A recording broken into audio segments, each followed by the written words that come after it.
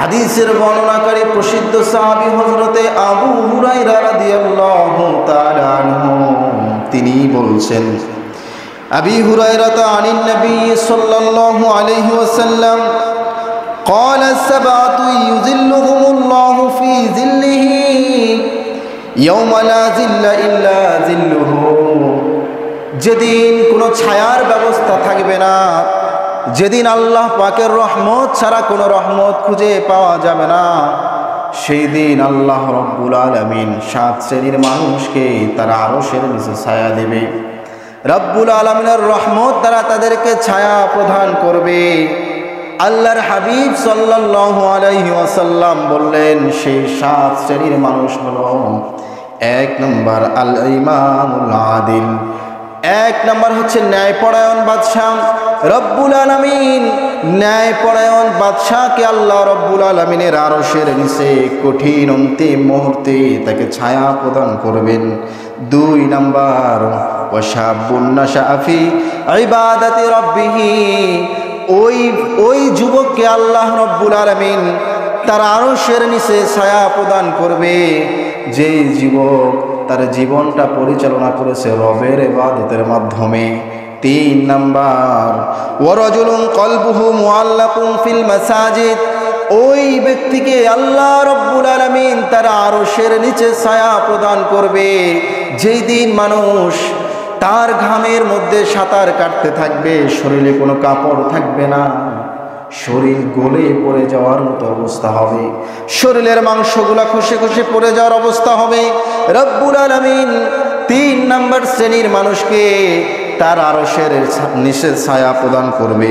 সেই 3 নম্বর শ্রেণীর মানুষ হলো রাজুলুন কলবুন মুআল্লাকুহু ফিল মাসাজিদ, যেই বান্দার অন্তরের মধ্যে সব সময় মসজিদের চিন্তাধারা থাকে, যেই বান্দার অন্তরের মধ্যে সব সময় নামাজের চিন্তাধারা থাকে, 1 ওয়াক্ত নামাজ পড়ে যাওয়ার পরে অন্য ওয়াক্তের চিন্তাধারা করে, এই ব্যক্তিকে আল্লাহ রব্বুল আলামিন তার আরশের নিচে ছায়া প্রদান করবে। 4 নম্বরে বলতেছেন ওয়ারাজুলানি তাহাব্বা ফিল্লাহি, কোনো বান্দা, 1 বান্দা আর 1 বান্দাকে ভালোবাসে শুধুমাত্র আল্লাহর জন্য, ইজতামা আলাইহি, 1 বান্দা আর 1 বান্দার সঙ্গে একসাথে দেখা করে, একসঙ্গে হয় আল্লাহর জন্য। ওয়া তাফাররাকা আলাইহি, 1 বান্দা আর 1 বান্দা থেকে পৃথক হয়ে যায় আল্লাহর জন্য।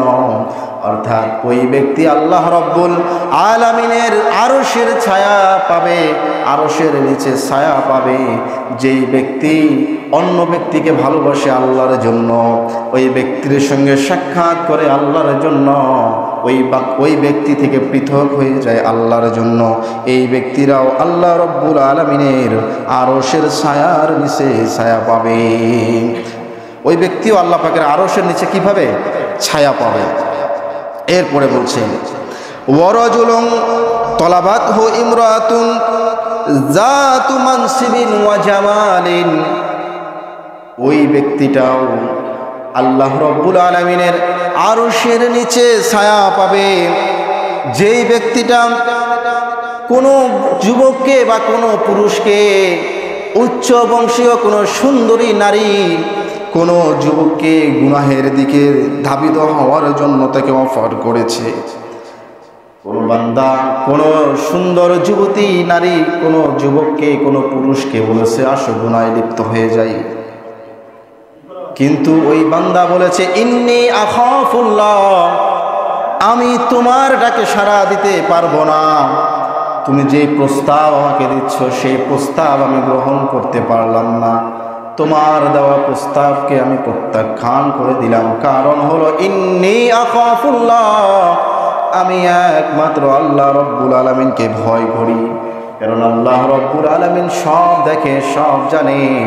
আমি প্রকাশ্যে গোপনে যা কিছু করি, কেউ না জানলে যিনি জানেন তিনি কে। ইয়ালামু মা বাইনা আইদিহিম ওয়া মা খালফাহুম, রব্বুল আলামিন আপনার সব কিছু জানে। রব্বুল আলামিন প্রকাশ্য গোপনে আমরা যা কিছু করি সব জানে। কোনো বান্দাকে যদি কোনো নারী সুন্দর রমণী যদি তাকে কুপ্রস্তাব দেওয়ার পরে সেই বান্দা যদি তা প্রত্যাখ্যান করে দেয়, আল্লাহ রাব্বুল আলামিন তিনি ঘোষণা দিয়ে দিচ্ছে ওই বান্দাকে আমার আরশের নিচে ছায়া প্রদান করব। সুবহানাল্লাহ। নাম্বার 6 নম্বরে বলছে ওয়ারাজুলুন তাসাদদাকা আখফা হাত্তা লা তা'লামা শিমালুহু মা তুনফিকু ইয়ামিনুহু। 6 নম্বরে যেই বান্দা দান করবে, এত পরিমাণ দান করে, যেই বান্দারা দানের অভ্যাসটা হলো এমন গোপনে গোপনে দান করার অভ্যাস তৈরি করে নিয়েছে, বান্দা ডান হাত দিয়ে দান করলে বাম হাত জানতে পারে না। বান্দা যদি বাম হাত দিয়ে দান করে ডান হাত জানতে পারে না। তাহলে 6 নাম্বার হলো আল্লাহর হাবিব সাল্লাল্লাহু আলাইহি ওয়াসাল্লাম বলছে কোনো বান্দার যদি অভ্যাসটা এমন হয় ডান হাত দিয়ে দান করে বাম হাত জানতে পারে না, বাম হাত দান করলে ডান হাত জানতে পারে না, অর্থাৎ এর মানে হলো এতটাই গোপনে আপনি দান করলেন আপনি আর আল্লাহ ছাড়া আর কেউ জানতে পারে। গোপনে গোপনে দান করার অভ্যাস যেই বান্দার আছে ওই বান্দাটা আমি আল্লাহর আরশের নিচে ছায়া পাবে। 7 নম্বরে হচ্ছে আল্লাহ রাব্বুল আলামিনের হাবিব বলছে ওয়ারাজুলুন যাকারাল্লাহ খালিয়ান ফাফাদাত আইনাহু।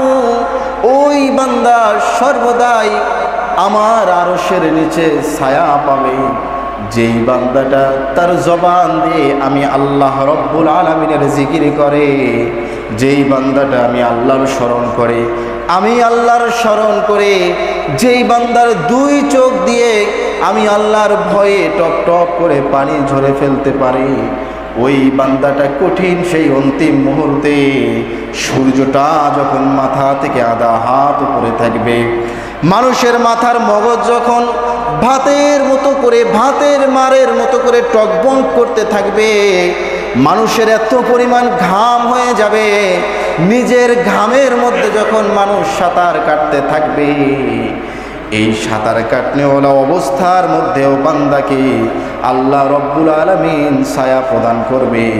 7 নম্বর সেই ছায়া পানেওয়ালা বান্দারা হলো যারা আল্লাহ রাব্বুল আলামিনের জিকিরে মশগুল থাকে। তারপরে